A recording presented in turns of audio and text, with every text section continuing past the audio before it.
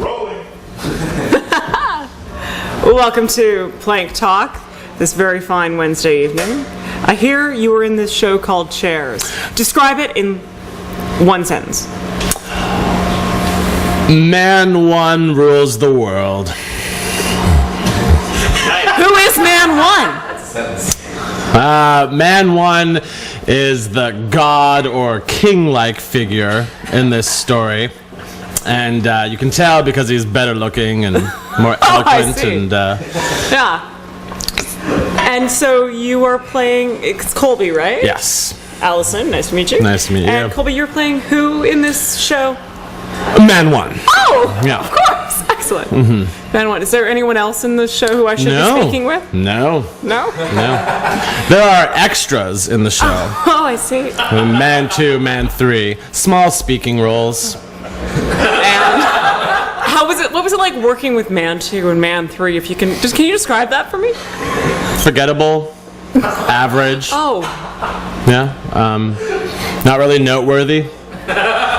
It's hard to carry two other actors on your back for an hour, you know? I can see that. I can see that being difficult. Yeah. But you're such a strong... Thank you for noticing. Yes. ...type individual that I'm sure it wasn't a problem for you. Physically and mentally. And is there anyone else who wanted to talk to me this evening? No. Because I see some other men over there wearing Neanderthal shirts. Man 2. Man 2. Maybe you could... Man 2. Come on!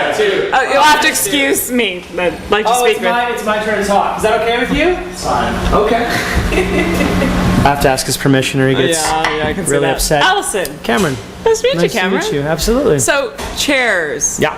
And that makes you Man 2. That makes me Man 2. And what has been your experience working with Man 1 and Man 3? Divisive, I'd say. Yeah, there's a lot of varying attitudes, I think, and I always just feel caught in the middle. You know, I can't. And how do you deal with that as an actor, as a human being? The answer to both of those questions is medication. Medication. Yeah. Sorry. All right. That must have been his. Yeah, I guess so. You probably could have taken it if you'd been, faster. I don't know. I'm on a lot of downers right now. Yeah, we can see that. Yeah. How was the show? The show was great. Oh, good. You enjoyed it? it? Time, yeah. Yeah. What did you think about all the acting and the sets and stuff? Well, I like the fact that I could just go from great line to great line, and I think my favorite line was something about he has no zeal and is zealless. Zealous. Is that your line? Yeah, it must have been Man 1. I think it was Man 1. Yeah. I don't think I remember any of your lines. No, it's okay. I get that a lot. Right. Yeah. And there's a third man. Maybe I should talk to him. I'm not sure if I'm allowed to say. Is there a third man? Third man? Anyone? Man 3. Man 3. Man 3. Man 3. Man 3. Man free. Hi. Hello. Allison. Nice to meet you. And you are? Sebastian. Sebastian. And you played the fabulous Man 3. Man 3. Yeah. It looked like you did a lot of work. Yeah, it's a lot of heavy lifting. Right. There's a lot of high emotions. You know, it's a very challenging place to be. Man 3. That was a rhyme. Right. Yeah. Did you have any good lines in the show you might like to share with our viewers? Most of them get sort of stomped on by the other actors. Oh. So there's like a lot Sorry of about that. like I get like a half a sentence out and then it's sort of chopped off. So I guess the short answer is no. Yeah, am I right? Are you actually? Did you have other things you did on this play? Well, I wrote it. You wrote it? Yeah. Well, I wrote the sort of the initial project, but then sort of the other two guys basically like hijacked it, and I don't really have much to do with it anymore. Yeah, I can see that. So, you feel maybe your lines were taken away? Did you have good lines at the beginning? Yeah. And who cast this play? I mean, is there someone you could blame? I mean, Oh yeah, you got to blame. this. First of all, I'd like to hold Neanderthal Arts Festival accountable. Personally accountable, even though there's no person. Yeah, no, but like the institution as a whole, like I would blame Walmart. I'm also going to blame Neanderthal. And then we have a fabulous director, Chelsea Haberlin, who allowed the other actors to basically stomp all over me, but for the good of the show. And it's all about sacrificing for your art. So that's what happened there. Yeah. And in this sacrifice, would you say that you come out on top, even though you're actually man 3? I'd say quite the opposite. Yeah, I'd say quite the opposite to that. Yeah. There seemed to be a moment at the end where they were both very happy and you were very not happy. There's a little bit of hope. There's a little bit of hope. Is that seed moment? Right. You're giving away the I'm so sorry. I didn't say anything about that. My apologies. We can cut that in post. Can we cut that in post? Yeah. Okay. Sorry. Going back to how did it make you feel, the ending, when there was like there's a chance. There's maybe a better tomorrow. Yeah. But then of course objectively, is there ever a better tomorrow? Maybe man 1 thinks so. Oh yeah, for sure. Man 2 too. Man 3? No. So if I asked man 1 and man 2 to come back, what would they do to you right now at this very moment? I'd prefer not to find out. Man 1, man 2, come on! Oh, sorry. You don't mind, do you? Because I just wanted a moment of. Okay. Oh, it's not so bad. It's not so bad. You starting to get it. And that's it. Yeah. That's objection.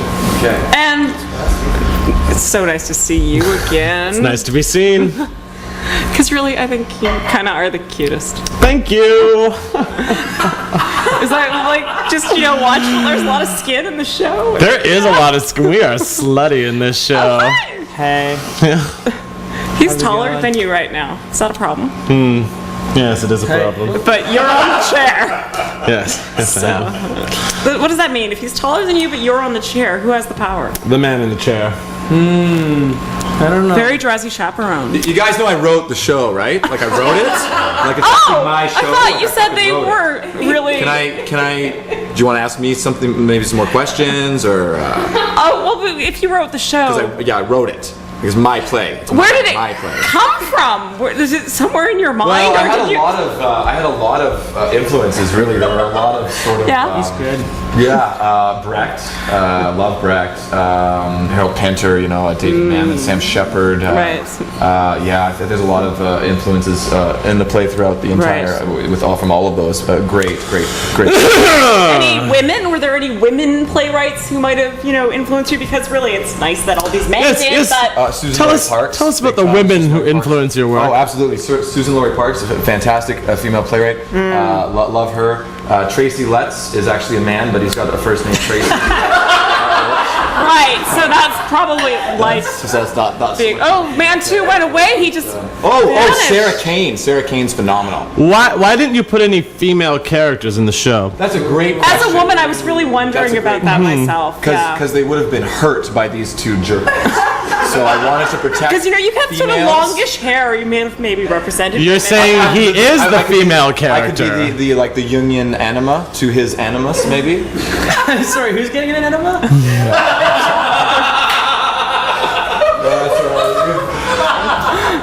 Thanks for coming, playwright guy. Man 3.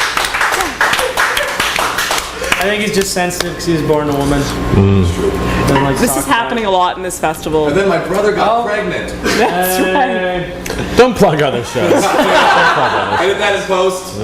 You can check out Homecoming King and Gasheart at the Neanderthal Festival. You can't. And are they both done? Yeah, they're over. You can only see It's chairs. just chairs now. If you look on the schedule at the website, just replace every other show with chairs. We're doing 4 shows a night, folks.